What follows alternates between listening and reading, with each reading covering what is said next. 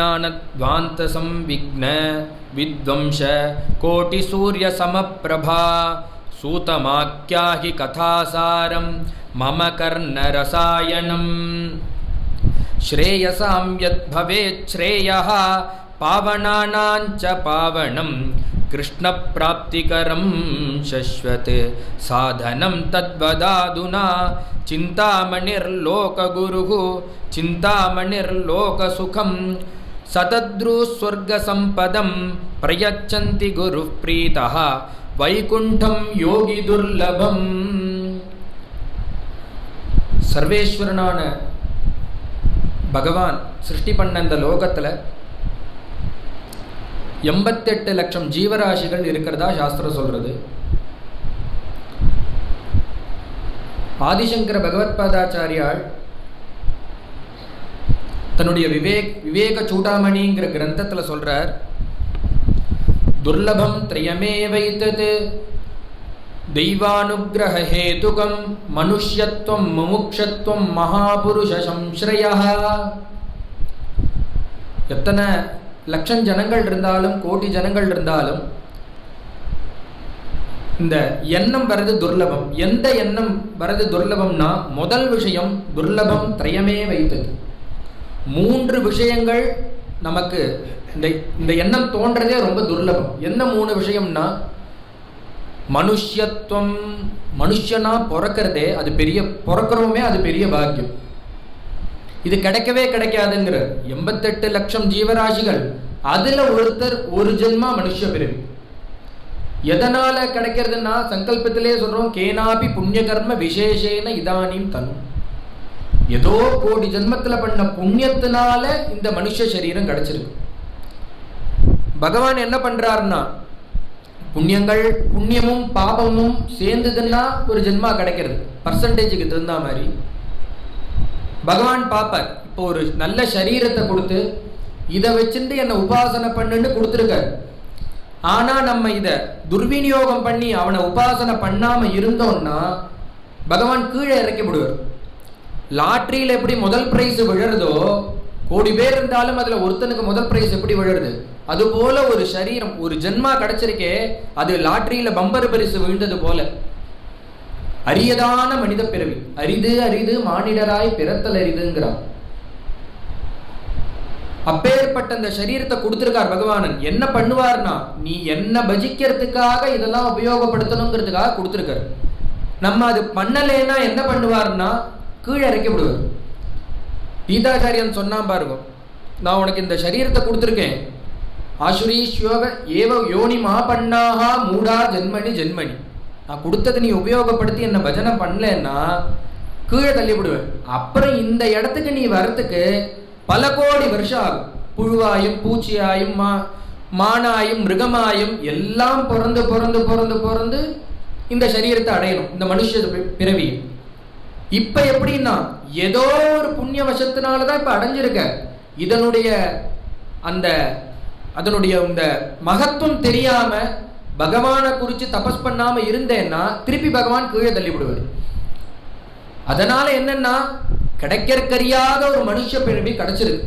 இதை என்ன பண்ணணும்னா பகவானை குறிச்சு பஜனம் பண்ணுவதற்கு, அவனை குறிச்சு ஸ்தோத்திரம் பண்றதுக்கு எல்லா அங்கங்களையும் உபயோகப்படுத்தும். இது போலனா அம்பரீஷ சக்கரவர்த்தி சொல்றார், இந்த சரீரத்தை பகவான் எதற்கு கொடுத்திருக்காருன்னா ஒவ்வொரு அங்கத்தை ஒவ்வொரு பகவதர்ப்பணம் பண்றதுக்காக கொடுத்திருக்காரு. கரோகரேகே மந்திரம் அர்ஜனாதிஷு, கை எதுக்குன்னா பகவானுக்கு அர்ச்சனை பண்றதுக்கு. கையால எடுத்து சாப்பிட்றதுக்கு தான் கையான்னா, சாப்பிட்றதுக்கு கை இல்லை. அவனுக்கு துளசி எடுத்து அர்ச்சனை பண்ணமே, கிருஷ்ணாய நமஹா கமலாநாதாய நமஹான்னு அர்ச்சனை பண்ணமே, அதற்காக தான் இந்த கையை கொடுத்துருக்கான். ஒரு கை இல்லை, 2 கையை கொடுத்துருக்கான்.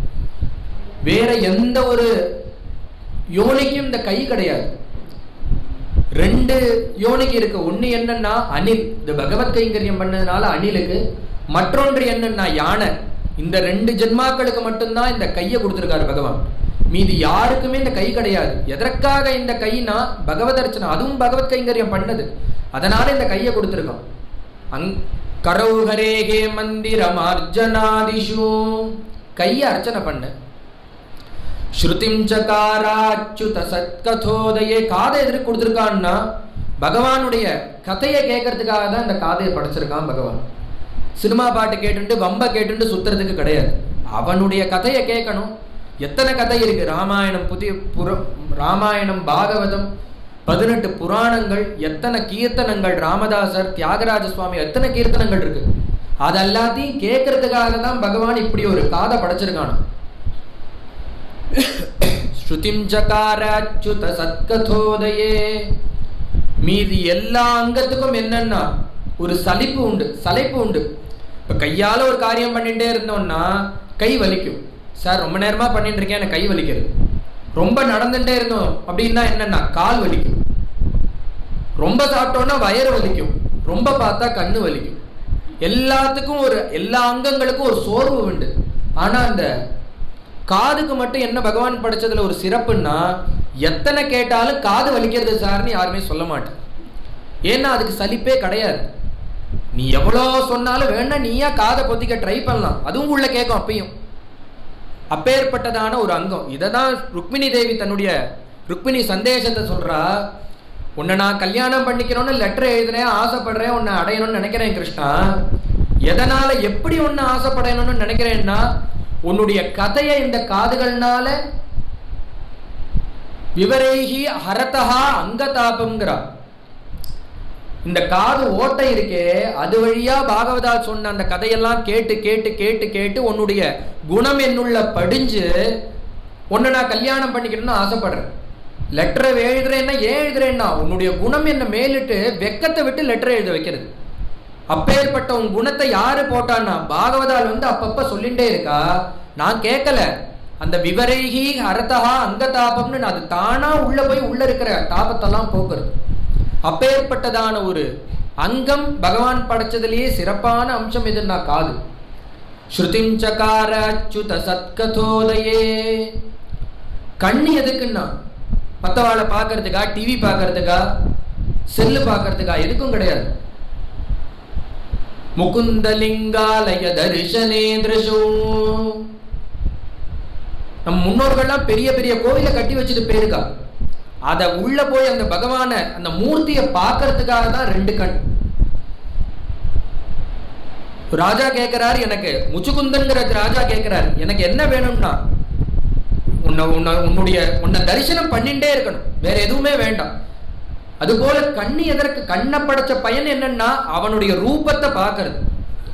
குருவாயூரப்பன் போட்டோ இருக்குன்னா என்ன பண்ணணும்னா, அந்த குட்டி குருவாயூரப்பன், பெரிய குருவாயூரப்பன் படமும் இருக்கு, சின்ன குருவாயூரப்பன் படமும் இருக்கு. ஆனா எப்படி பார்த்தாலும் அழகா இருக்கு. எப்படி அழகா இருக்கு? ப்ரப்போர்ஷன் கரெக்டா இருந்ததுன்னா நம்ம கண்ணுக்கு அழகா இருக்கும் பார்க்கறது.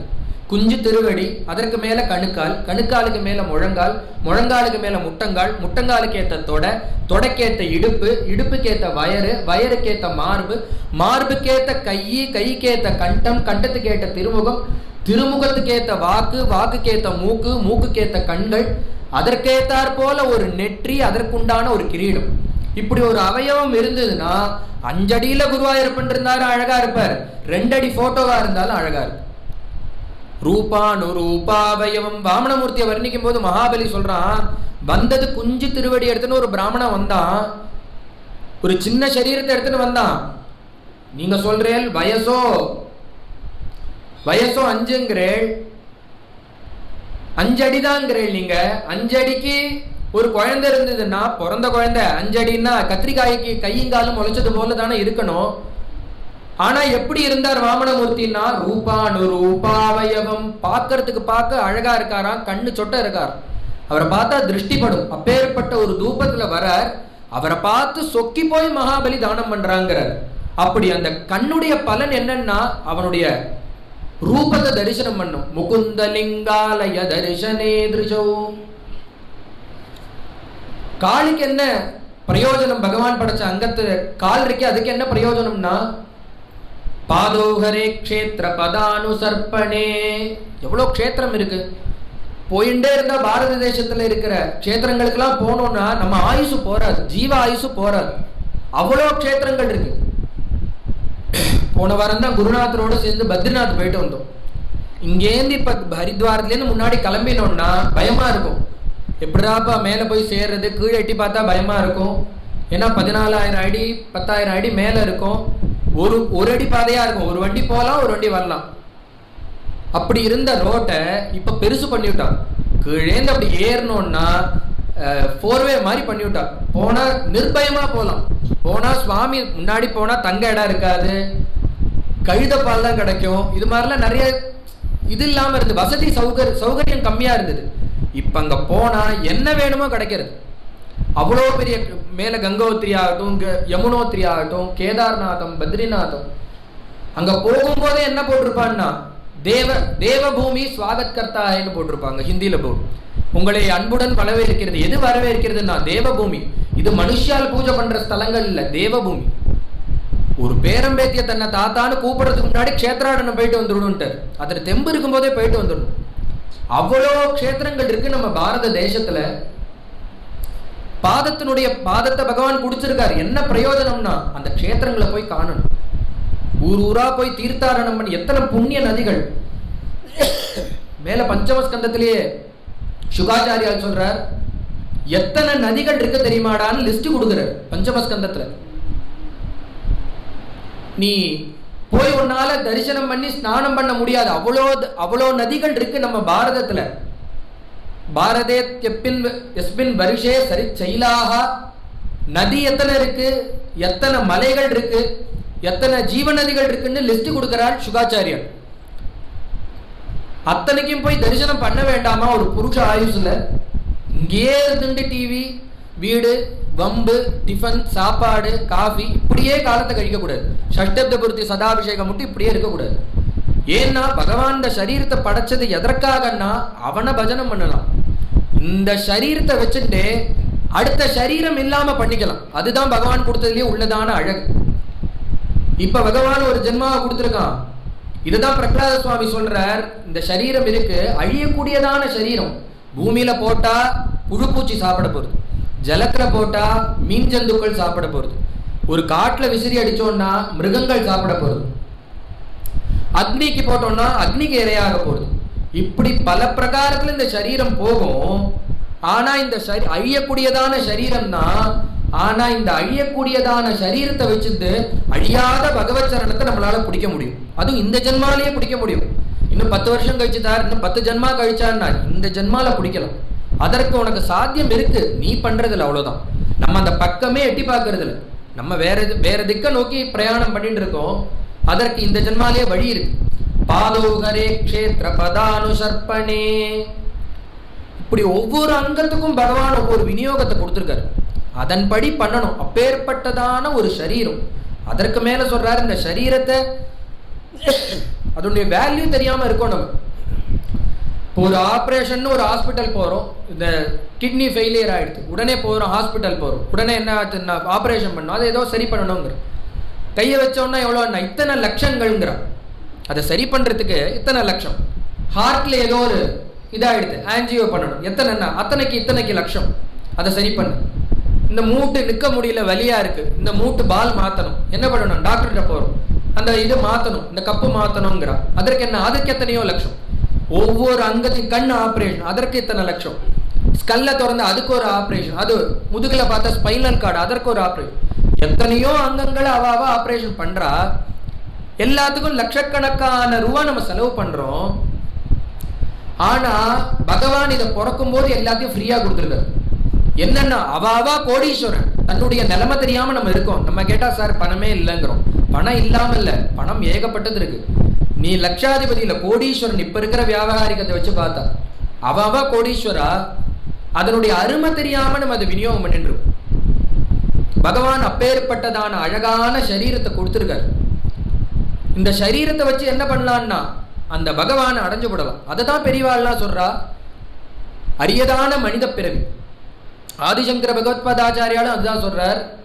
மனுஷத்துவம் பேர்பட்டதான ஒரு ஜென்மாவை அவன் நம்மளுக்கு கொடுத்துருக்கானே, இது எப்பேற்பட்ட காரியம். கிடைக்காத ஒண்ணு நம்மளுக்கு கிடைச்சிருக்கு. அது மட்டுமா அண்ணா, முமுட்சத்துவம்.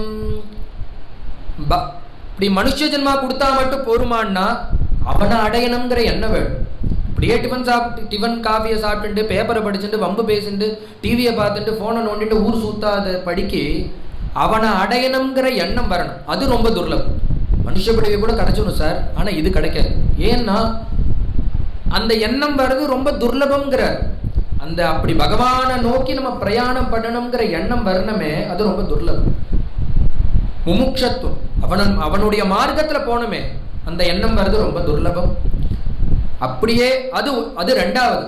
அதற்கு மேல அப்படியே அவனை அடையணும்னு நினைச்சாலும் அதற்கு யாரு உபகாரியா இருப்பா? மகான்கள், மகாபுருஷ சம்சரியா. நீயா தேடி போனா கிடைக்க மாட்டான் பகவான். பகவானை அடையணும்னா என்னன்னா குரு இருக்கணும். சுவாமியே கிருஷ்ணனாக அவதாரம் பண்ணாலும், தேவியே ராதையாக அவதாரம் பண்ணாலும், அவளை 2 பேரை சேர்த்து வைக்க யார் இருந்தா? சகின்னு ஒரு குரு இருந்தா. அது பகவானா இருந்தாலும் அதுதான் தத்துவம். அதுபோல ஜீவராசிகளா இருக்கக்கூடிய நம்மளை பகவானோட ஐக்கியப்படுத்தணும். அதற்கு யாருன்னா நமக்கு ஒன்றும் தெரியாது. நம்மளை சேர்க்கறது யாருடைய பொறுப்புன்னா, நீ என்ன பண்ணணும், எனக்கு ஒன்றும் தெரியாதுப்பான்னு போய் குருநாதனுடைய சரணத்தை பிடிச்சுடும். பிடிச்சேன்னா அவர் ஒன்ன பகவான் டிக்கெட் வாங்கி கொடுத்து அனுப்பிச்சு வச்சுடுவார். அவருக்கு தெரியும் நீ பண்ண வேண்டியதெல்லாம் என்னன்னா, உனக்கு ஒன்றும் தெரியாதுன்னு கையை தூக்கணும், அவருடைய சரணத்தை பிடிச்சுக்கணும். அவர் ஒன்ன பகவான்கிட்ட சேர்த்து விட்டுடுவார். அதுதான் மகான்களுடைய பெருமை. நீ என்ன பண்ண, அதனாலதானே திரும்பி திரும்பி சொல்றான், நீ திரும்பி போய் என்ன பண்ணணும்னா மகான்களோட அனுகமனம் பண்ணி அவ கூடையே இருந்து அவளுக்கு சேவை பண்ணிட்டே இருக்கணும். எவ்வளோ நாள்னா, ஒரு நாள் பண்ணா போருமா சார், 2 நாள் பண்ணா போருமா, இல்லை 1 வருஷம் பண்ணா போருமா, 10 வருஷம் பண்ணா போருமான்னா, நீ பண்ணிட்டே இருக்கணும். என்னைக்கோ ஒரு நாளைக்கு அவளுக்கு ஒரு திருப்தி ஏற்படும். அப்ப அந்த க்ஷணத்துல அவ உபதேசம் பண்ணுவா, நீ ஞானவானா போயிடு. அந்த உபதேசத்துக்காக நீ அனுகமனம் பண்ணி சிசுரூஷ பண்ணி காத்துட்டு இருக்கணும். அதனால நீ போய் என்ன பண்ணணும்னா மகான்களுடைய சரணத்தை பிடிச்சிட்டேன்னா அவ பகவானை காமிச்சு கொடுத்துருவோம். இந்த 3 விஷயம் கிடைக்கிறது ரொம்ப அரிது அப்படின்னு ஆதிசங்கர பகவத்பாதாச்சாரியால் சொல்றார். இந்த ஜனங்களை 3 கிளாஸா பிரிக்கலாம். கீதாச்சாரியனான பகவான் சொல்றார், இத்தனை லட்சம் ஜனங்கள் இருந்தாலும் அவளை 3 வெரைட்டி 4 வெரைட்டியா பிரிச்சுடலாம். என்ன 4 வெரைட்டின்னா, அர்த்தா, ஜிக்ஞாசு, அர்த்தார்த்தி, ஞானீச்ச பரதரிஷபாங்கிறார் கிருஷ்ணன். அர்த்தம்னா யாருன்னா, தனக்கு ஒரு கஷ்டம் வர காலத்துல வேற யாருடைய சிந்தனையும் வராது. பக்கத்தாது கடவுள் தத்துவமா, அந்த மாமா ஹெல்ப் பண்றேன்னு சொன்னாரே, இந்த மாமி சொன்னாலே, அந்த எண்ணமே வராது.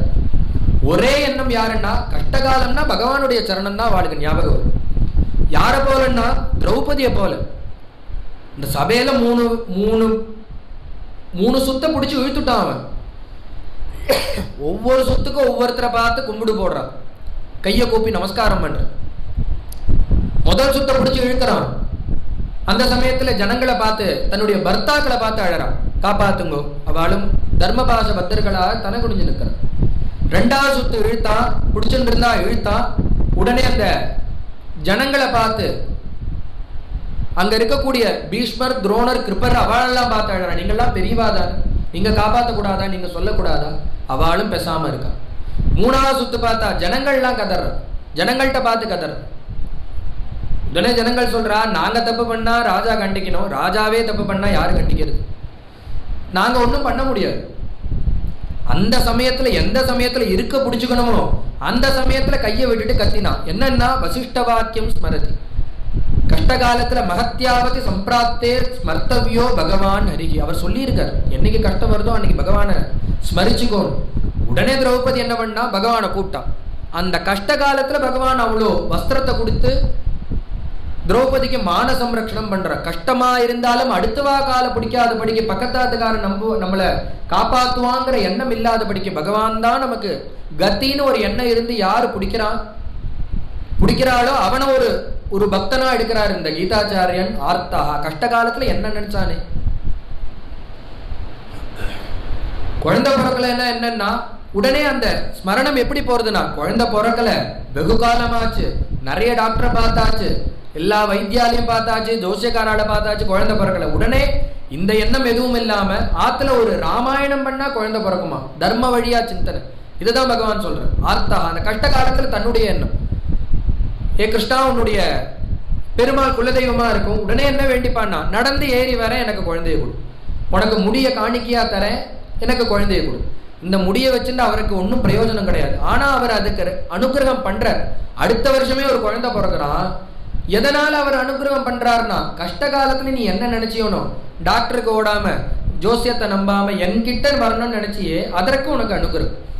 அதனால் அதை ஒரு அந்த கஷ்ட காலத்துல தன்னை ஸ்மரிச்சாலும் அதை ஒரு கேட்டகரி, அவனையும் ஒரு பக்தனா எடுத்துக்கிறான் பகவான். அர்த்தா. மற்றொரு பக்தன் யாருன்னா அர்த்தா ஜிக்ஞாசு. ஏதோ பிறந்துட்டோன்னு இல்லாதபடிக்கு அந்த பகவான அடையணுங்கிற வேட்க உடைய ஜனங்கள், அவனும் ஒரு பக்தன்ல ஒரு கேட்டகரி. அவனையும் ஒரு பக்தனா சொல்ற. பகவான அடையணுங்கிற பிரயாசம் உள்ளவன் அவன். ஜிக்ஞாசுவா, ஞானம் இருக்கு, வீடு வாசல்லாம் என்னைக்கு உதறிட்டு போய் பகவான் அடையலாங்கிற எண்ணம் அவன் மனசுக்குள்ள ஓடிண்டே இருக்கு. அப்பேற்பட்ட ஜிக்ஞாசுவா இருக்கக்கூடிய ஒரு வர்க்கம். மற்றொன்று அர்த்தார்த்தி, பணங்காசுக்காகவாது பகவானை கூப்பிடுறது. இது போலன்னா கஜேந்திரனை போல. கஜேந்திரனுக்கு முன்னையும் பகவானுக்கு தெரியாது, பின்னையும் பகவானுக்கு தெரியாது. ஆனா அந்த கஷ்ட காலத்துல எப்படி அவன் பகவான், அந்த கஷ்டம் வந்துடுது, இதுல இருந்து விடுவிக்க வேற ஆளே கிடையாது. திரௌபதிக்கு முன்னாடியே கிருஷ்ணனை தெரியும், கிருஷ்ணனை நன்னா பக்தி பண்ணி இருக்கா, கிருஷ்ணனை தவிர அனந்த தெய்வம் கிடையாது. அப்படி உள்ளவள் அவ ஆர்த்தியில கூட்டா. இந்த கஜேந்திரன் எப்படின்னா, கஜேந்திரனுக்கு இந்த வாசனையே கிடையாது, மிருகம் வேற, காட்டுல தன்னை தவிர வேற யாரும் கிடையாதுங்கிற ஒரு எண்ணம். கஜானாம் இந்திரா, எல்லா யானைக்கும் தான் தான் தலைவன். அப்பேற்பட்ட எண்ணம் அவனுடைய மதத்துல ஏறி கிடக்கு. அப்படி இருக்கிற காலத்துல ஒரு முதலை பிடிச்சது சமாசஹஸ்ரம். 1 வருஷம் 2 வருஷம் இல்ல, 1000 வருஷம். வேற யாரும் காப்பாத்த ஆள் இல்ல. ஒரு நாள் பார்த்தது அந்த முதலைகள்லாம் விசிக்ருஷுகு கரையில உட்காந்துட்டு அழறது. ஆத்துக்கு கொஞ்சம் போயிட்டு வருது, வந்து திருப்பி இழுத்து பார்க்கறது. 10 அடி இந்த முதலை இழுத்துதுன்னா, அந்த யானைகள் கரைக்கு இழுத்துனா இது 20 அடி இழுக்கிறது. ததாபலம் சோதிபலோ விசிக்ருஷுகுங்கனார் சுகாச்சாரியால். இதை காட்டில அதுக்கு பல மடங்கு ஜலத்துல இருக்கிறதுனால அந்த முதலைக்கு பலம். அப்படிமா பார்த்தது. குடும்ப தலைவனை முன்னிட்டு தான் கதையை சொல்றார். இது போலன்னா யதாகிரகி, இந்த குடும்ப தலைவன் எல்லாத்தையும் தான் தான் பண்ணிட்டு இருக்கேன்னு அந்த கிழவருக்கு எண்ணம் இருக்கும். அவன் நீ போயிட்டேன்னா எல்லா காரியமும் நடக்கதான் போறது. இருந்தாலும் அந்த கிழவருக்கு அப்படி ஒரு எண்ணம் இருந்துட்டே இருக்கும். அதை கதையை மையமா படுத்தி சொல்றார். இந்த கஜேந்திரன் எப்படி நினைச்சான்னா யதாகிரகி. இந்த கஜேந்திரனுக்கு தான் தான் தலைவன், தான் தான் அந்த எண்ணத்தை போக்கணுங்கிறதுக்காகவே 1 வாரத்துக்கு 1 தடவை வந்தது யானைகள், 2 வாரத்துக்கு 3 தடவை வந்தது, அப்புறம் 1 மாசத்துக்கு 2 தடவை ஆச்சு, 3 இப்படியே கொஞ்சம் கொஞ்சம் தள்ளி போய் வேறொரு தலைவனை தேர்ந்தெடுத்துட்டு அவனை தன்னுடைய தலைவனா பண்ணிட்டு இந்த கஜேந்திரனை மறந்துட்டு போயிடுது. ஆனா இங்க கஜேந்திரன் அழுந்துட்டு இருக்கான். எது போலன்னா யதாகிரகி, கிரகஸ்தாசிரமத்துல இருக்கிறவனப்போ. அந்த கஷ்ட காலத்துல அப்பதான் ஞாபகம் வந்தது பகவானை குறிச்சு. ஆதி மூலமேன்னு சொல்லி அங்க இருக்கக்கூடிய தாமரை எடுத்து போட கஷ்ட காலத்துல போட்டான். இருந்தாலும் அவனுக்காக பகவான் அருகி ஆவிராசித்துன்னு அங்க வந்து என்ன பண்றார், அந்த முதலைய வதம் பண்ணி அந்த கஜேந்திரனுக்கு மோட்சம் கொடுக்கிறார். கஷ்டத்துக்காக தான் கூப்பிட்டான், ஆனா அவனுக்கும் பகவான் அனுகிரகம் பண்றார். அவனையும் ஒரு பக்தனா எடுக்கிறார். அர்த்தா ஜிக்ஞாசு அர்த்தார்த்தி. மற்றொரு கேட்டகரி யாருன்னா ஞானீச்ச வரதரிஷம். ஞானியும் இந்த லிஸ்ட்ல கொண்டு வந்துட்டார் பகவான். ஞானிகள் இவாளெல்லாம் தாண்டி தனிதானன்னார். ஞானிகள் தனிதான், இருந்தாலும் அதுல இவா எப்படின்னா ஞானீஷ பரதரிஷபாங்கிறார். பக்தி பண்ணக்கூடிய ஞானிகள். பகவன் நாமா என்ன பண்ணும்னா ஞானிகளுடைய மனசையும் உழுக்கக்கூடியதான் இந்த பகவானுடைய சரித்திரம். ஞானிகள்லாம் சேவிக்கக்கூடிய சரித்திரம் இந்த பகவானுடையது. அதற்கு யாரு பிரமாணம்னா இந்த கதை சொல்ற சுகாச்சாரியாலே பிரமாணம். பேர்பட்ட பிரம்மனிஷ்டர். தொம் திருஷ்டபருஷம் துகுமாரபாத. அவர் வஸ்திரம் கிடையாது, 16 வயசு யுவா. ஞானத்தை அவ அப்பா பார்த்து நமஸ்காரம் பண்ணக்கூடிய நிலையில இருக்கக்கூடிய சுகாச்சாரியால் 7 நாள் உட்கார்ந்து ஒரு பாகவதத்தை தன்னுடைய அப்பாட்ட அத்தியனம் பண்ணாராம். சும்மா கேட்டுட்டு வந்து கதை சொல்ல சுகாச்சாரியால். வியாசாச்சாரியால்கிட்ட அத்தியன கிரமத்தினால இந்த பாகவதத்தை கத்துண்டு 7 நாள் ஒரு இடத்துல தங்கி இந்த சப்தாத்தை சொன்னார்னு கதை. திக்கு திக்கா சுத்தின்னு இருக்கிறவர், ஆனா ஒரு இடத்துல நின்று இந்த கதையை கேட்டுண்டு இன்னொருத்தருக்கு சொன்னார். அவரையும் மோகிக்க பண்ண இந்த கதை இது. ஞானிகள் மயங்கக்கூடியதான சரித்திரம் இந்த பகவன் நாமம். மற்றொரு பிரமாணம் யாருன்னா போதேந்திர சுவாமிகள். பிரம்மனிஷ்டாள், ஆனா ராமநாம சித்தாந்தம் பண்ணவர். நாமத்துல அப்படி ஒரு லயம். மற்றொருவர் யாருன்னா பிரம்மேந்திரா. வாக்கு முழுக்க எப்படின்னா சதாசிவ பிரம்மேந்திரால் வாக்கு முழுக்க பகவன் நாமா. ஆனா எப்பேற்பட்டதுதான் அவதூத சரியையில் இருக்கக்கூடிய சன்னியாசி. அப்படி காட்டில் நடந்து போறார், வாக்குல பகவன் நாமா வந்துட்டே இருக்கு. ப்ரூஹி முகுந்தேதி ரச்சனே ப்ரூஹி முகுந்தேதி கேசவ மாதவ கோவிந்தேதி கிருஷ்ணானந்த சதானந்தேதி ப்ரூஹி முகுந்தேதி ரச்சனே. நாக்க பார்த்து சொல்றார், ஏ நாக்கே, உன் வாக்குனால சொல்லு. என்ன சொல்லணும்னா கேசவா மாதவா, கேசவான்னு சொல்லு, மாதவான்னு சொல்லு, கோவிந்தான்னு சொல்லு. சும்மா இருக்காத, வம்பு பேசாத. காஃபியை டேஸ்ட் பார்க்கவா நாக்கு கொடுத்துருக்கான்? பகவான் நாமத்தை சொல்றதுக்கு தானே இந்த வாக்கை கொடுத்துருக்கான். நீ இப்படி பகவன் நாமா சொல்லாம இருக்கலாமா? அதனால நீ பகவன் நாமாவை சொல்லணும்னு தனக்குத்தானே பாடிக்கிற. இப்படி பாடிட்டு போயின்னு இருக்கிற பிரம்மேந்திரால பார்த்து ஒரு நேச்சராக அந்த பக்கமா சஞ்சாரம் பண்ணிட்டு இருக்கா தன்னுடைய பத்னியோடு கூட. இவர் அவதூத சரியில் அப்படி வரத பார்த்த உடனே தன்னுடைய பத்னியோட தான் இருக்கிற காலத்துல இவர் அவதூதரா வராரேன்னு கோபம் வந்துடுத்து. உடனே என்ன பண்ணா, தன்னுடைய உடைவாளை எடுத்துட்டா, அந்த பிரம்மேந்திராளுடைய கையை வெட்டி விட்டான். கை கீழே விழுந்து துடிக்கிறது. இவர் பாடிட்டு போயிட்டே இருக்கார், ப்ரூஹி முகுந்தேதி. கை கீழே விழுந்து துடிக்கிறது, அவர் சஞ்சாரம் போயிட்டே இருக்கார். வாக்குல பகவன் நாம இருந்துட்டே. அப்பதான் அவனுக்கு புரிஞ்சுது, வெட்டிட்டு அவன் போயிட்டான். அவனுடைய பங்களாக்கு போய் பார்த்தா தோணிண்டே இருக்கு. கை வெட்டினா ஒரு பிளேடு கையில பட்டதுன்னா ரத்தம் வந்தா நம்மளுக்கு வலிக்கிறது. கையை வெட்டி இருக்கும், அவர் பாட்டுக்கு போயிட்டே இருக்காரு. ஒருவேளை ஞானியா இருக்குமோ, நம்ம அபச்சாரப்பட்டுட்டோமோ அப்படின்னு நினைக்கிறார். தன்னுடைய காட்டு பங்களாக்கு வந்து பார்த்தா பூட்டி இருந்த கதவை திறந்தா உள்ள நிற்கிறார் பிரம்மேந்திரன். நீங்க எப்படின்னா எல்லா இடத்துலயும் இருக்கிறவர், அவருக்கு என்ன பூட்டு என்ன சாய்வு என்ன, திறந்து பார்த்தா உள்ள இருக்கார். தோணித்து ஞானியை அபச்சாரப்பட்டுட்டோன்னு தெரிஞ்சுட்டு காலில் விழுந்து நான் தெரியாம பண்ணிவிட்டேன், என்ன மன்னிக்கணும்னு சொல்ல, நீ என்ன தப்பு பண்ண? இல்ல, நீங்க வந்தேல் அவதூத சரியல்ல இருந்தேல் உங்க கையை வெட்டி விட்டேன். அவ சொன்னார், என்னுடைய வஸ்து இல்லாததெல்லாம் என்கிட்ட என்னோடதுன்னு சொல்லி என் பாரத்தை ஏத்தாடதா? அது என்னோடதே கிடையாது. இல்ல, உங்க அங்கத்துல இருக்கிறது தானே, சரீரத்துல இருக்கிற ஒரு அங்கம் தானே அதுன்னா, நீ அப்படி சொல்ற, அது என்னோடதே கிடையாது, அந்த அங்கமே என்னோடது கிடையாதுங்கிற. அவளுக்கு என்ன மனோபாவம்னா, நம்ம சட்டைக்குமே இந்த சரீரத்துக்கு மேல போட்டுக்கிற சட்டையா பாக்குறோம். ஞானிகள் எப்படி பாக்குறான்னா, இந்த சரீரத்தையே சட்டையா பாக்குறா ஆத்மாவுக்கு. அப்படி இருக்கிறதுனால இது நீ இல்லாததெல்லாம் சொல்லி என் மேல என்கிட்ட பாரத்தை ஏத்தாதன்னு இல்ல அபச்சாரப்பட்டுட்டேன்னு அழுதான். அப்படி உனக்கு தோணித்துன்னா நீயே அந்த கையெடுத்துன்னு வந்து இந்த அங்கத்துல வச்சு பாருன்னு. வெட்டி மணிக்கணக்கா எடுத்து கீழே விழுந்து துடிச்சு அது எங்கேயோ இருக்கு, அதை எடுத்துன்னு வந்து வச்சா ஒரு ஃபெவிகால் கிடையாது, அணவாண்டு கிடையாது, ஸ்டிச்சு கிடையாது, ஊசி கிடையாது, நூல் கிடையாது, பட்டுன்னு ஒட்டிக்கிறது. ஒட்டிக்குமான்னா ஒட்டிக்கும். எப்படின்னா பகவான்களுடைய அந்த மகான்களுடைய மனசு இருந்தா ஒட்டிக்கும். அவ நினைச்சா இதெல்லாம் பண்ணுவா. நம்ம இதெல்லாம் பெருசா நினைக்கிறோம், அவளுக்கு இதெல்லாம் சித்து விளையாட்டும்பா. அவளுக்கு இதெல்லாம் ஒரு விஷயமே கிடையாது. அப்பேற்பட்ட ஞானியும் நமிக்க கூடியதானது இந்த பகவத்குணம். போதேந்திராள், சுகாச்சாரியாள், பிரம்மேந்திராள் எல்லாரும் அவதூதாளா இருந்தாலும் ராமநாமத்திலேயோ கிருஷ்ணநாமத்திலேயோ கோவிந்த நாமத்திலேயோ பரமேஸ்வரனுடைய நாமத்திலேயோ லைக்கிறா. அப்பேற்பட்டது இந்த நாமம். ஞானிகளும் சேவிச்ச சரித்திரம். அதற்கு பிரமாணம் யாருன்னா, சுகாச்சாரியால் இந்த பாகவத்தை சேவிச்சிருக்காரே, ஞானியான சுகாச்சாரியால் இந்த பாகவதத்தை சேவிச்சிருக்கார்.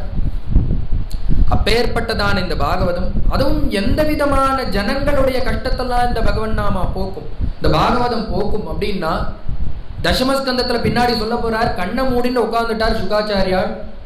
பரீட்சித்த அழறான். ஏன்னா எதற்காக தான் ஓடி வந்தோம்னா கிருஷ்ண சரித்திரம் கேட்கணும்னு ஓடி வந்தோம்.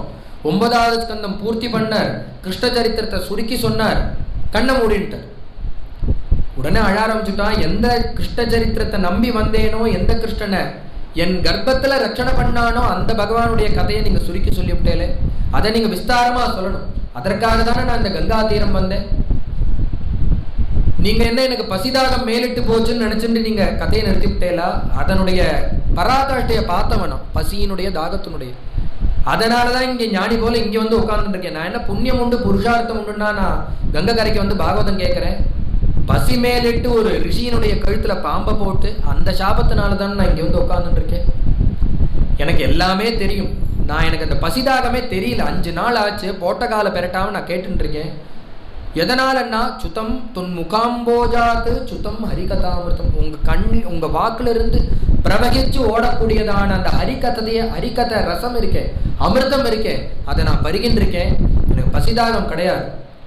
எப்பேற்பட்ட பகவன் நாம், நீங்க பகவன் நாமத்தை நிறுத்தக்கூடாது. எந்த பகவன் நாமன்னா நிவர்த்த தருஷைஹி உபதீயமானாத். மேல பாகவத்துல சொல்ல போறார், பவௌஷதாத் ஸ்ரோத்ரு மனோபிராமாத் கவுத்தம ஸ்லோக குணானுவாதாத் புமான் விரஜ்ஜேத வினா அபசுக்னாத். 3 கிளாஸ்ல உள்ள ஜனங்களுடைய கஷ்டத்தை போக்கக்கூடியதான் இந்த ஸ்ரீமத் பகவத்கீதை. எந்த 3 கேட்டகரினா, நிவர்த்த தருஷைஹி, எண்ணம் இருக்கு, என்னைக்கா ஒரு நாள் இதெல்லாம் விட்டுட்டு ஓடி போயிடணும் சார், மனசுல இருக்கு, என்னைக்கோ ஒரு நாள் எதிர்பார்த்து காத்துட்டு இருக்கக்கூடிய ஒரு ஜனங்கள். நிவர்த்த தருஷை, வீடு வாசலை விட்டு காத்துட்டு இருக்கா, வீடு வாசல் மனைவி மக்களை விட்டு காட்டுல போய் பகவான் அடையணுங்கிற எண்ணத்துல இருக்கக்கூடியவா, விட்டுட்டு வந்தவா, அவனை அடையணுங்கிற வேட்கை உள்ள ஒரு ஜனங்கள், ஒரு கிளாஸ். நிவர்த்த தருஷைஹி. மற்றொரு கிளாஸ் எதுன்னா உபகீயமானாத் பவௌஷதாத். நம்மளை போல உள்ள குடும்பிகள், சம்சாரத்துல இருக்கக்கூடிய நம்மளுக்கு கர்த்தாலேந்து காரியக்கிரமங்களை பண்ணிட்டே இருக்கும். ஆஃபீஸ் இருக்கும், சில வாழ்க்கை ஸ்கூல் இருக்கும், காலேஜ் இருக்கும், அதை பண்ணிவிட்டு பண்ண வேண்டிய கிரகஸ்தாசிரமத்து தர்மத்துக்காக எல்லாத்தையும் பண்ணிவிட்டு அப்படி ஒரு பாகவத சொத்தாக நடக்கிறது அப்படின்னு கேள்விப்பட்டு ஒரு 2 மணி நேரம் வந்து ஒரு இடத்துல தன்னுடைய டயத்தை செலவு பண்ணி உட்கார்ந்தோமே ஆனா அப்படி ஒரு ரிலாக்ஸா இருக்கு, அப்பாடா அப்படின்னு தோன்றது. இந்த பகவத் குணம் உள்ள போய் ஏதோ ஒன்று பண்றதே